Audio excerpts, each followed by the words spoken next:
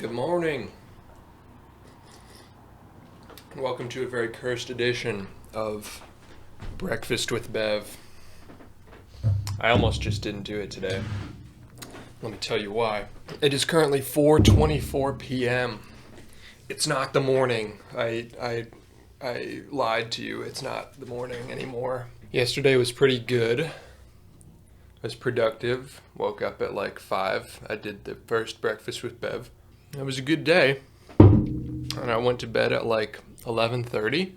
But here's where it all goes wrong. I went to bed at 11:30 and I didn't wake up until 2:30 p.m. today. So I slept for like 14 or 15 hours, which is crazy. Hold on, I need a fork. On the plus side, there are paprika on my eggs today. Egg cam. And let me explain the camera situation today. I was doing research on buying a specific camera, and I have this 360 cam with like an interchangeable lens, and I wanted to get a different lens for it, but I was screwing around with it and I plugged it into my computer, and when I put it in as a webcam mode with the 360 lens, it splits this isn't edited, this is just how the firmware processes the 360 image when it goes into webcam mode for the computer. It's got the front lens and the back lens, and that's just how it is. So I was like, yeah, for a cursed day, I'll have a cursed camera for Breakfast with Bev. This is my mug. It says the Alamo, so that I never forget to remember the Alamo. Anyway, so I slept 15 hours last night.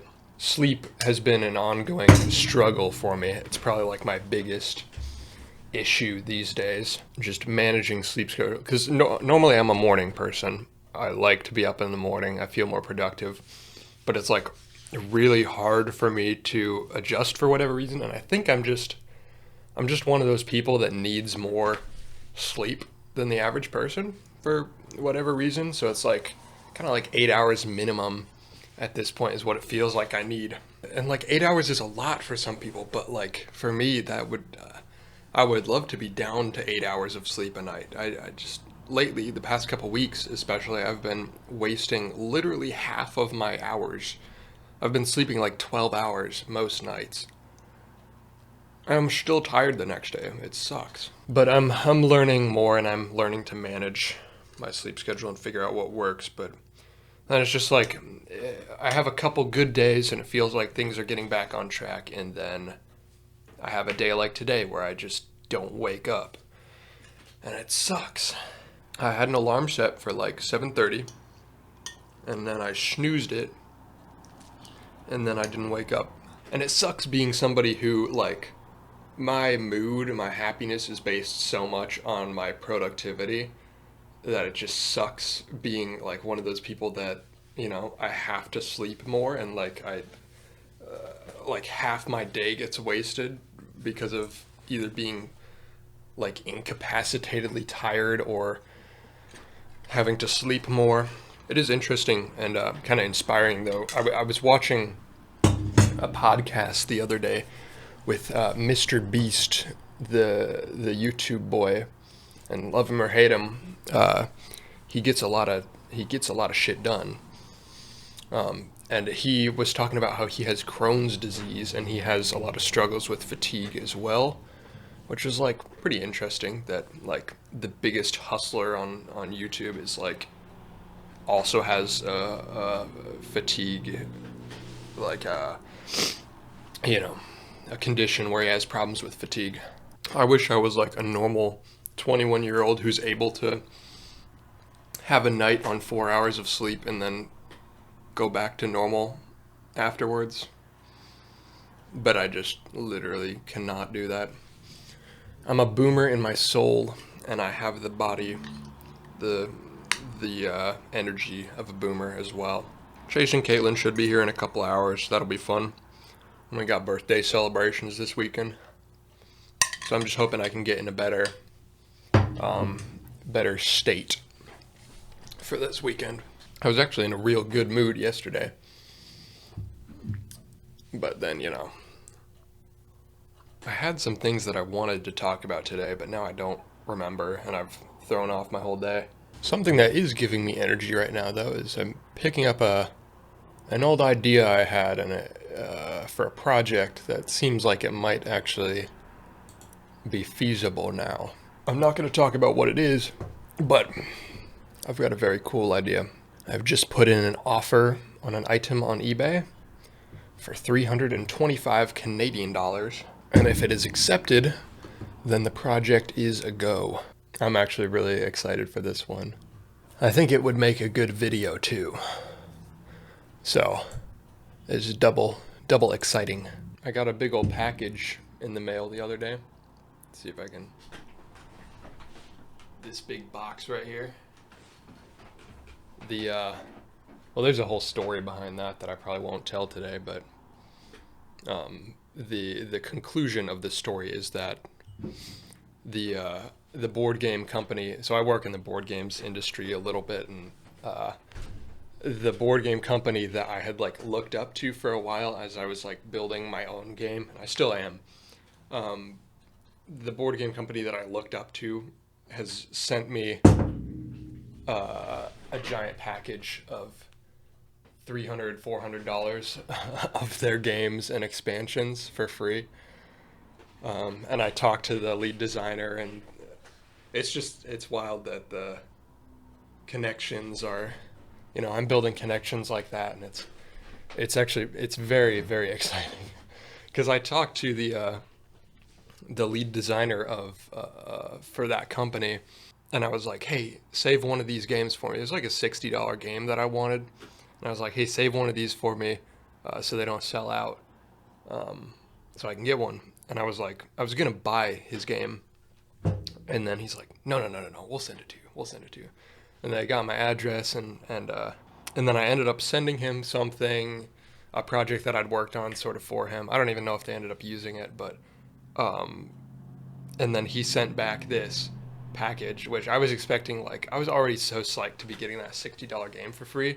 He sent it with all the expansions, all the cool little metal figures. Let's see. This is the coolest part to me. The little metal spaceships. It's so sick. But he sent me the whole thing, all the expansions, plus 2 of his other giant games. Total like $300 of stuff. It's so cool. That like a couple months ago I was like saving their Instagram post to my like inspiration mood board, and now they're like sending me their stuff. And like I actually know the guy. It's so wild. So it's just like objectively a lot of stuff in my life is going very well right now. But it's hard to actually feel up when I'm struggling with being able to like do anything because of fatigue. But life's a journey. Figure it out. Everybody's got their struggle. Everybody has their niche. Everybody has their niche health condition and their own unique things that make them feel like they're worse off than everybody else. It's normal. Everybody's got this struggle. So, what can I do? I deal with it. I just wish my mood weren't so affected by it. Not that I'm sad, I'm just not as happy as I feel like I should be right now, objectively. Which is also a stupid thing to think. But whatever. Too much talking, not enough eating. There's breakfast with Bev, baby. And despite what today's episode may lead you to believe, breakfast with Bev is not an outlet for me to complain.